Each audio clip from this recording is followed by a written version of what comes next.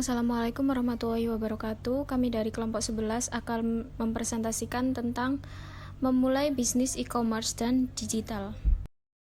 Yang pertama, pengertian e-commerce dan digital. E-commerce adalah melakukan bisnis online. Dalam bentuknya yang paling jelas, e-commerce menjual produk kepada konsumen secara online, tapi faktanya jenis bisnis apapun yang dilakukan secara elektronik adalah e-commerce. Sederhananya, e-commerce adalah membuat, mengelola, dan meluaskan hubungan komersial secara online, menurut Kiena. Dengan adanya layanan e-commerce, banyak manfaat yang dapat memudahkan dalam proses jual beli atau jasa yang diberikan. Informasi tentang perusahaan dan penawaran-penawaran khusus bisa diakses calon customer lebih jelas dan lengkap, meskipun para calon customer tersebut mengakses internet dari perangkat mobile mereka. Kedua, alasan memulai bisnis e-commerce dan digital.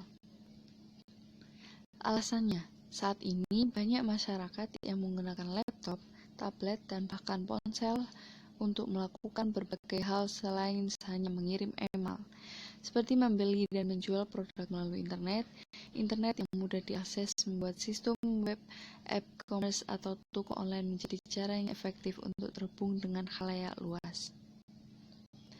3 alasan kenapa kamu harus memulai e-commerce dan digital bisnis. A. Situs web e-commerce dan media sosial yang dapat diakses 24/7 akan memberikan Anda kesempatan untuk menjangkau pelanggan di seluruh dunia. B. Mengembangkan situs web dan toko online secara strategis lebih memberikan manfaat luar biasa sekaligus dapat menghemat anggaran. C. Tanpa penjualan sales atau menjual lebih dari biaya yang sudah dikeluarkan, bisnis Anda dapat berakhir. Ketiga, dasar bisnis e-commerce dan digital. Dasar dari bisnis e-commerce dan digital merupakan proses e-bisnis yang melibatkan penggunaan teknologi elektronik atau digital yang sering didasarkan pada internet atau World Wide Web (WWW) untuk menyelesaikan tugas bisnis. Berikut konsep dari e-commerce. Yang pertama, automation. Otomasi bisnis proses sebagai pengganti proses manual. Konsep enterprise resource planning. Streamlining. Proses yang terintegrasi untuk mencapai hasil yang efisien dan efektif. Konsep just in time. Publishing. Kemudahan berkomunikasi dan promosi untuk produk dan jasa yang diperdagangkan. Konsep electronic cataloging. Interaction. Pertukaran informasi atau data antar pelaku bisnis dengan meminimalisasikan human error. Konsep electronic data interchange. Transaction. Kesepakatan dua pelaku bisnis untuk bertransaksi dengan melibatkan institusi lain sebagai fungsi pembayar. Konsep electronic payment. Visi dan misi e-commerce. Visi e-commerce. Pada dasarnya, visi dijadikan sebagai panutan gambaran akan situasi dan karakteristik mengenai arah kemana tujuan berjalan selanjutnya. Sehingga, dengan adanya visi bisa menjadi alarm untuk selalu mampu eksis, antisipatif, dan inovatif. Terdapat beberapa syarat sebuah kata atau kalimat bisa dikatakan memenuhi kriteria visi, yaitu tidak dibuat berdasarkan kondisi pada saat ini, berorientasi ke depan, dan mengekspresikan kreativitas dan berdasarkan pada prinsip nilai-nilai yang mengandung penghargaan bagi masyarakat. Misi dari e-commerce. Misi adalah prioritas, metode, atau nilai-nilai kerja yang menjadi landasan untuk memberi petunjuk garis besar dalam mewujudkan sebuah visi. Walaupun perbedaan visi dan misi cukup membuat kita bingung, namun misi dan visi merupakan suatu kesatuan yang harus seiring sejalan. Jadi, dapat disimpulkan bahwa misi adalah pernyataan yang menetapkan tujuan dan sasaran, apa, mengapa, dan bagaimana demi merangsang adanya pencapaian visi utama. Berikut contoh visi dan misi dari e-commerce seperti Lazada. Visi Lazada, yakni menjadi tempat belanja online yang terpercaya dan memberikan kualitas terbaik dari segi mutu maupun pelayanan terhadap konsumen.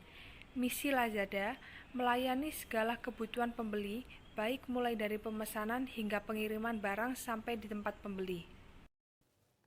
Selanjutnya, peluang pasar dan mendominasi pasar. Peluang bisnis. Peluang pasar adalah suatu proses riset pasar terhadap faktor-faktor lingkungan eksternal yang memengaruhi kegiatan usaha perusahaan tersebut. Lingkungan eksternal merupakan kekuatan yang tidak dapat dikendalikan, sehingga perusahaan harus menyesuaikan diri dan juga menghasilkan ancaman dan peluang. Untuk meningkatkan penjualan dan merebut ruang pasar yang besar, maka kamu selayaknya menggunakan kebijaksanaan yang tepat untuk memasuki peluang pasar yang ada.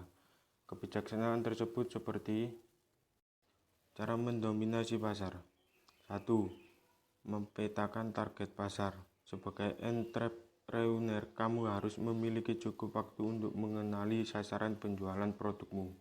Kenali lebih dalam calon pelanggan, sebab itu bisa memberikan dampak positif pada usaha yang tengah kamu geluti.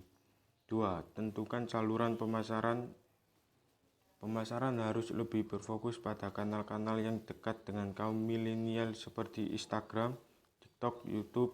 Pastikan juga konten atau iklanmu relevan dengan kondisi sekarang. Dengan begitu, kamu bisa lebih mempush saluran pemasaran ke kanal-kanal tersebut. 3. Jalin kemitraan.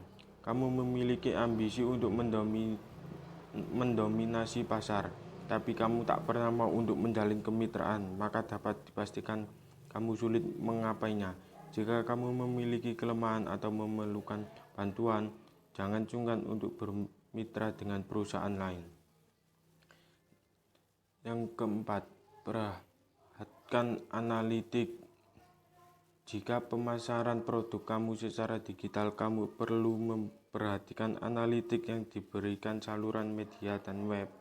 Analitik berguna untuk memberitahu kamu saluran mana saja yang berfungsi secara optimal dan tidak.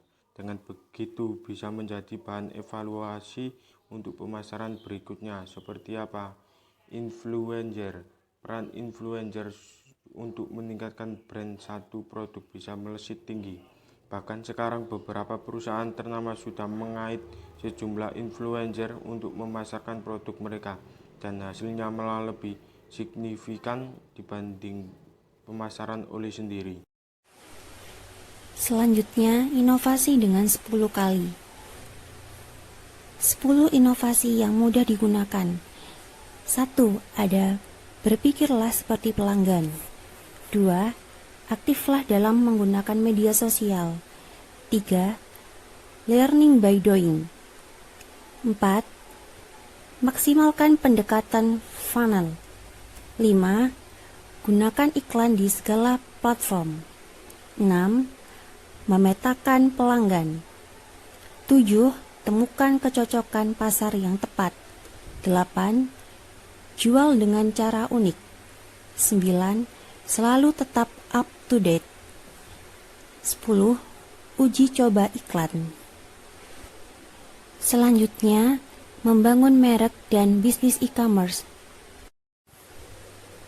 Branding atau merek merupakan nama, istilah, tanda simbol, rancangan atau kombinasi dari semuanya yang dimaksudkan untuk mengidentifikasi barang atau jasa atau kelompok penjual dengan untuk membedakannya dari barang atau jasa pesaing.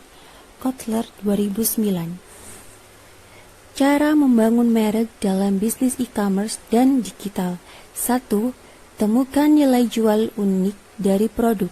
Ini bertujuan untuk membedakan brand produk Anda dari kompetitor dan menarik customer untuk membeli produk Anda. 2. Bedakan brand produk dari segi kualitas. Untuk membangun loyalty customer, Anda membuat suatu produk yang dikenal berkualitas. 3. Personalisasi customer experience dengan melakukan kustomisasi package produk Anda. 4. Tunjukkan apresiasi pada customer Anda dengan penggandaan program loyalty yang dapat membuat customer merasa bahagia telah menjadi customer Anda, atau dengan mendonasikan sebagian hasil penjualan Anda dalam bentuk charity. Sekian dari kelompok kami. Terima kasih. Wassalamualaikum warahmatullahi wabarakatuh.